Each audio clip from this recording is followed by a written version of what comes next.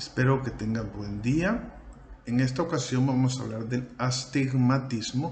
El astigmatismo es en sí, la palabra cuesta pronunciarla para el que no está acostumbrado al término, y es otra condición del ojo que lo obliga a hacer esfuerzo para obtener una imagen lo más clara posible.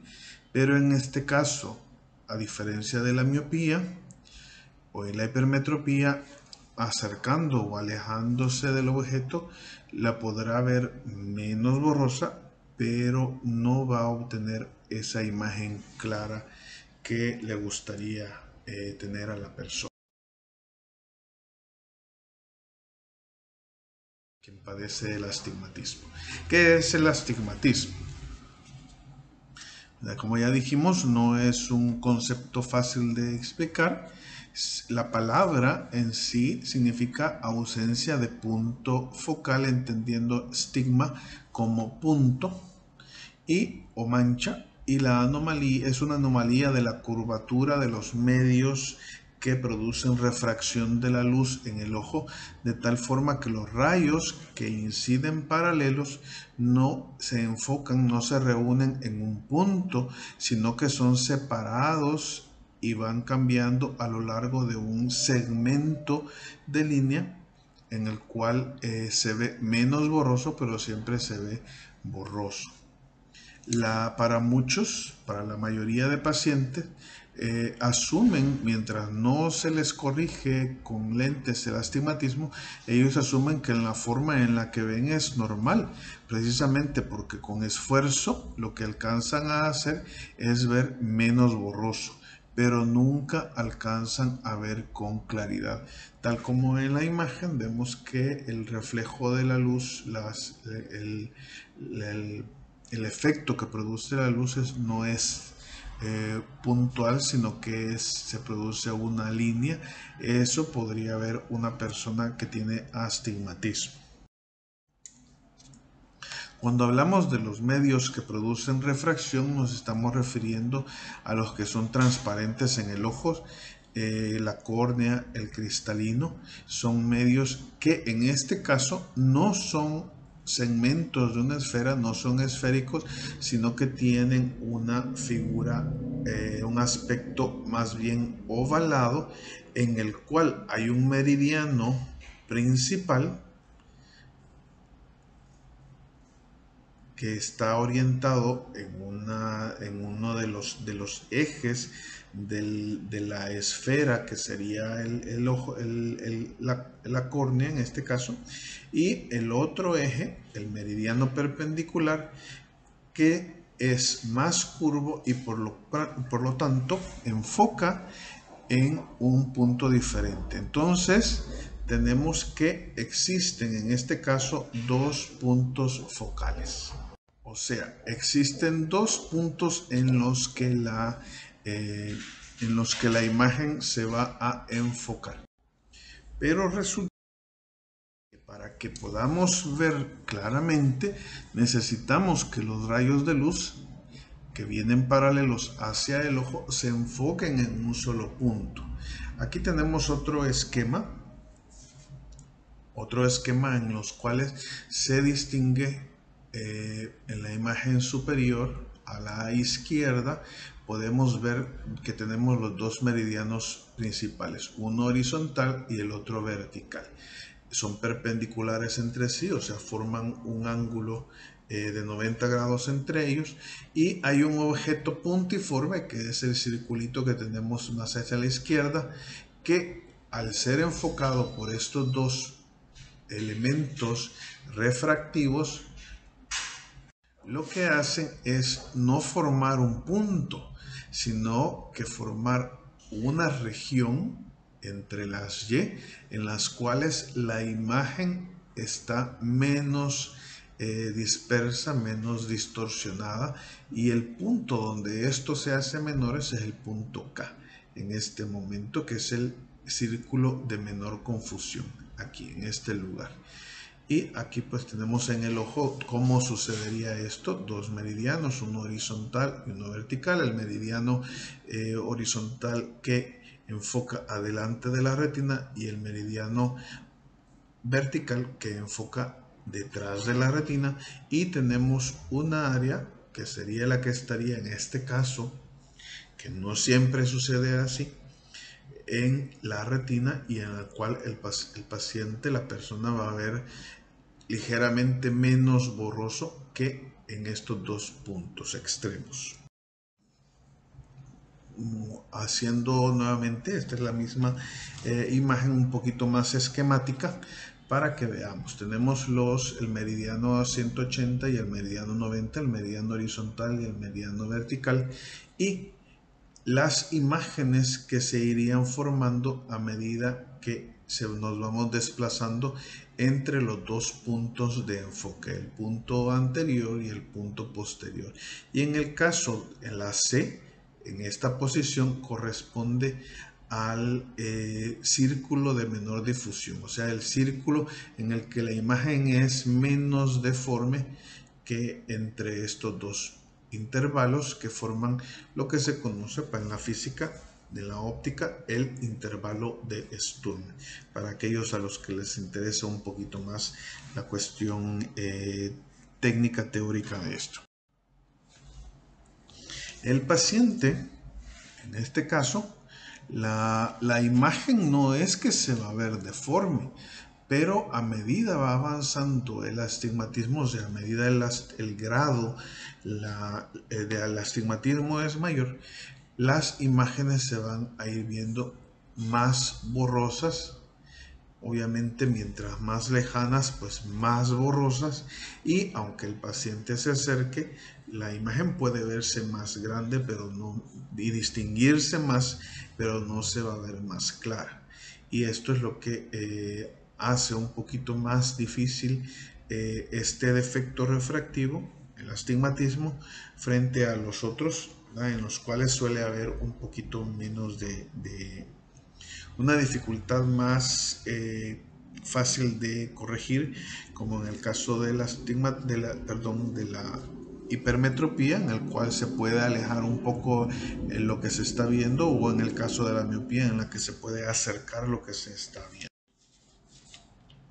El astigmatismo se forma a través de las deformidades o de las irregularidades en los diferentes componentes que producen desviación de los rayos de luz dentro del ojo. La superficie anterior de la córnea, la superficie posterior de la córnea, superficie anterior del cristalino, superficie posterior del cristalino, y la misma curvatura de la retina. Todo esto contribuye a la formación de un astigmatismo, a los componentes del astigmatismo total, o a la mayor o menor claridad que se puede obtener de una imagen. O sea, cuando estas curvaturas no son regulares, es más difícil obtener una imagen clara. Cuando las superficies tienen irregularidades, es más fácil que la imagen obtenida al final sea menos clara. El astigmatismo se clasifica, pues ya, tratando de entenderlo, tenemos varias formas de clasificarlo. Son tres básicamente: la basada en la posición relativa de la imagen de un objeto que está distante de la retina, o sea, donde se enfoca este objeto; la basada entre el ángulo entre los dos meridianos principales de curvatura máxima y mínima; y la basada en la etiología. En el caso de la primera clasificación, cuando hablamos de un astigmatismo y nos basamos en la posición en la que éste se enfoca en la retina, tenemos varios tipos de astigmatismo. El astigmatismo miópico simple, como en el A, en el cual una imagen, la más distante, se enfoca en la retina y la imagen anterior se forma adelante de la retina. Tenemos el astigmatismo hipermetrópico simple, donde pasa casi lo mismo, pero en el punto más distante de enfoque está detrás de la retina y el punto anterior está en la retina. Luego tenemos el astigmatismo miópico compuesto, en el cual ambos puntos de enfoque están adelante de la retina, y como habrán deducido en el D, tenemos el hipermetrópico compuesto, en el que ambos puntos de enfoque están detrás de la retina, y el astigmatismo mixto, que es el que habíamos visto en la imagen anterior, la diapositiva anterior, en el que los puntos focales están uno antes de la retina y uno posterior a la retina. Cuando nos basamos en el ángulo entre los dos meridianos principales de curvatura, tenemos varias formas de denominarlo. Tenemos un astigmatismo regular, en el cual los meridianos están bien definidos y hacen un ángulo de 90 grados entre ellos, y tenemos un irregular en el cual el astigmatismo no tiene los dos meridianos no tienen una orientación perpendicular, sino que es variable. También se le llama bioblicuo, en el cual tenemos, este se produce ya sea por defectos propios de los elementos que producen desviación de la luz en el ojo, por ejemplo, cataratas o el lenticono, que es una deformidad en el cristalino, en el queratocono avanzado, como esta imagen abajo hacia la derecha, en el cual hay una protrusión, hay una deformidad que sobresale de la superficie corneal, o el resultado también de cicatrices o lesiones por enfermedades, infecciones principalmente, como las úlceras corneales, que dejan cicatrices que producen deformidad en la visión. Esto va a producir imágenes deformes, difíciles de enfocar dentro de los ojos. Bien, hablando de los ángulos, pues tenemos la orientación de estas curvaturas en la córnea, principalmente la curvatura máxima, la más amplia. Tenemos astigmatismo con la regla o directas, y tenemos astigmatismos contra la regla, donde el eje mayor está horizontal, con la regla cuando está vertical. Y tenemos los astigmatismos oblicuos, en los cuales la orientación está en un eje diferente al de 90 o el de 180 grados. Tenemos el astigmatismo dependiendo de la etiología, o sea, de cuál es el lugar donde se produce el astigmatismo, el causante mayor del astigmatismo. Tenemos el astigmatismo lenticular, cuando este se produce en el cristalino, en el lente del ojo. Este es de tres tipos: de curvatura, de índice o por desplazamiento del mismo cristalino, o sea, del elemento refractivo. Este también puede producirse después de una cirugía de catarata por descentración o inclinación del lente intraocular, el lente que sustituye al cristalino. Tenemos también los astigmatismos por presión externa sobre la córnea, como el que producen los pterigiones, chalaciones en los párpados o tumores palpebrales que producen presión sobre la superficie del ojo, y también las que se pueden producir por cerclaje escleral luego de la cirugía, que esta es una cirugía que se produce por desprendimiento de retina, y las enfermedades corneales, pterigión, queratocono y una cicatriz corneal, que pueden dañan la curvatura propia de la córnea. Los síntomas. ¿Qué puede sentir una persona que tiene astigmatismo? Pues parte de los problemas que puede relatarnos la persona es que va a tener disminución de la agudeza visual lejana. Mientras más lejos esté el objeto que quiere ver, con menor claridad lo va a ver. Astenopia, que es el malestar que produce el esfuerzo, ya sea manifestado como cansancio, como dolor de cabeza o dolor ocular también. Otro signo que puede relatar a la persona es que las letras se le van desenfocando mientras lee, o mientras está observando el objeto. Este cambia su enfoque, se se pone claro, se pone borroso, que esa es precisamente esa es la forma en la que se manifiesta el esfuerzo que está tratando de hacer nuestro cerebro junto con nuestro ojo para tratar de enfocar adecuadamente. El diagnóstico se hace a través de dos, y así como todos prácticamente los problemas de visión, todas las condiciones de los ojos se pueden hacer por dos grupos de pruebas o exámenes, las objetivas y las subjetivas. En las subjetivas lo que ocurre es que no hay intervención de la opinión del paciente sobre si ve o no ve bien, y nos basamos en los datos físicos que se obtienen a través del examen. Y en las pruebas subjetivas es con la intervención de la opinión del paciente, o sea, el paciente nos va diciendo qué ve, cómo lo ve, si es más claro o menos claro de una forma u otra. ¿Hay alguna mejor que otra? No. Realmente el diagnóstico al final siempre es complementario entre pruebas objetivas y pruebas subjetivas. Tenemos dentro de las pruebas objetivas, pues las que estaban detalladas en las listas anteriores. Aquí tenemos tres ejemplos de pruebas objetivas, dos pruebas objetivas y una subjetiva. Tenemos el disco de Plácido, que en este caso, pues no, lo que va a hacer es proyectar discos concéntricos para detectar deformidades sobre la córnea. Tenemos la topografía corneal, que es más o menos lo mismo, pero está basado más bien en así como una topografía de un terreno, en determinar cuáles son las regiones más altas y cuáles son las más bajas.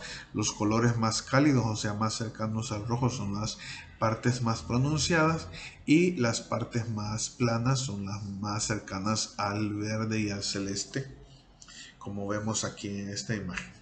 A la derecha tenemos un reloj astigmático. El reloj astigmático nos ayuda cuando el paciente pues, nos va diciendo en qué eje ve las líneas, los grupos de líneas más borrosos o más claros.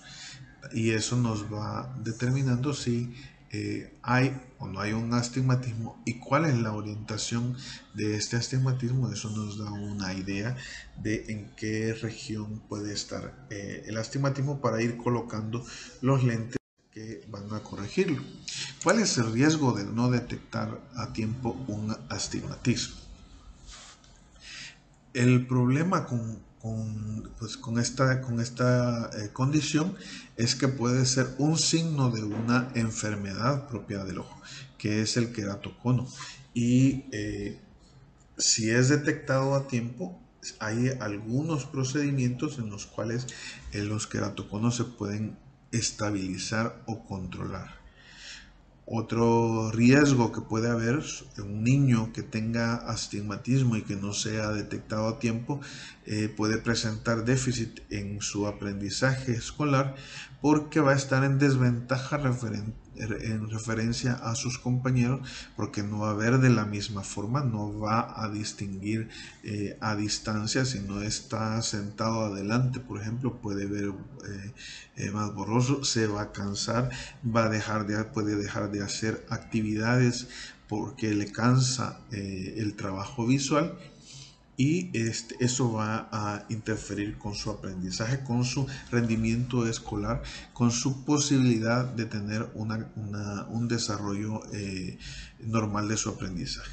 Otro riesgo es el que si la diferencia entre la graduación de ambos ojos es mucha o suficiente como para que el cerebro escoja un ojo sobre el otro, escoja el que con el que hace menos esfuerzo contra en el que hace más esfuerzo, podemos encontrarnos que se desarrolla una ambliopía, que es una condición en la cual el ojo que ve más borroso desarrolla menos, madura menos sus conexiones con el cerebro, y ya posteriormente pues ese ojo, aunque se corrija, si ya es muy tarde, si ya ha pasado mucho tiempo, muchos años, es probable que la visión no alcance la normalidad y que ese ojo sí esté en desventaja.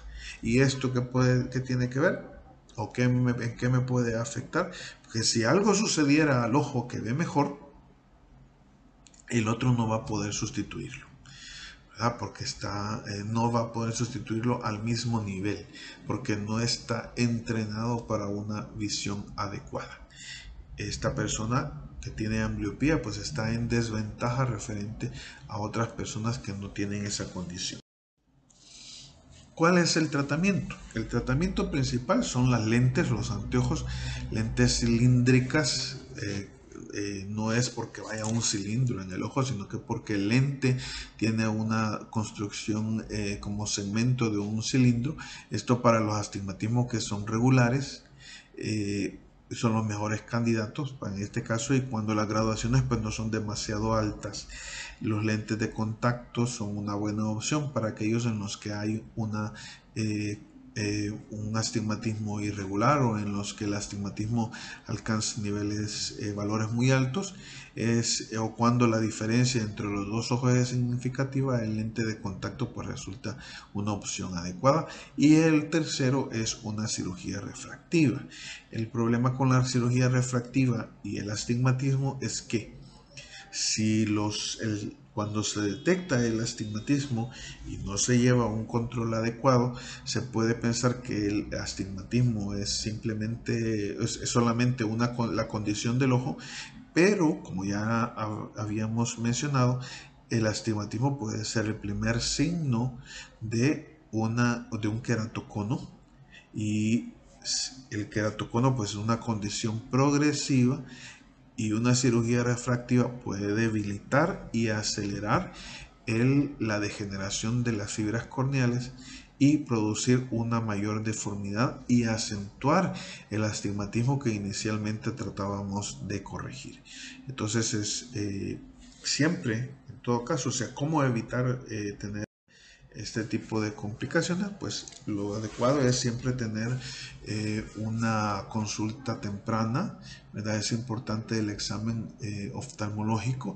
En algunas instituciones educativas, por eso es que piden que los alumnos sean examinados o lleven una constancia de un médico, para precisamente evitar que nuestros hijos pues se encuentren en desventaja referente a sus compañeros en cuanto al aprendizaje. Eso pues facilita mucho también el trabajo con los alumnos, pero tenemos que pensar que es algo bueno para nuestros hijos.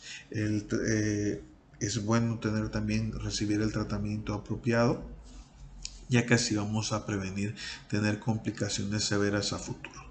Recordemos que pues la principal recomendación es, ante cualquier cambio en la visión o ante cualquier detección de algún problema, tenemos que estar atentos, sobre todo a nuestros hijos. Si nuestros hijos nos dicen que algo está pasando en sus ojos, pues no hay que asumir, es mentira, que los niños ven todo bien. No es cierto. Y a veces el primer contacto, o sea, el contacto con la educación, el intento de lectura, pueden hacer manifiesto problemas que que de otra forma tal vez no los hubiéramos detectado. Entonces hay que estar atentos a lo que nos dicen nuestros hijos. Es importante el tomar en cuenta la posibilidad de que los examinen, sobre todo cuando van a empezar la edad escolar, cuando van a empezar a leer, y al final de edades críticas para el desarrollo, o edades de interés para el desarrollo de la visión, como es alrededor de los 10-12 años. Tengan muy buen día, nos estamos viendo, vamos a seguir tratando temas de interés sobre la visión. Les pediría pues que si no se han suscrito, se suscriban, nos dejen también un pulgar arriba como apoyo, y eso nos va a ayudar a que estos temas, si a ustedes les parece interesante, pues los algoritmos los marquen y puedan llegar a otras personas a las cuales pueda serles útiles o a las cuales les interese.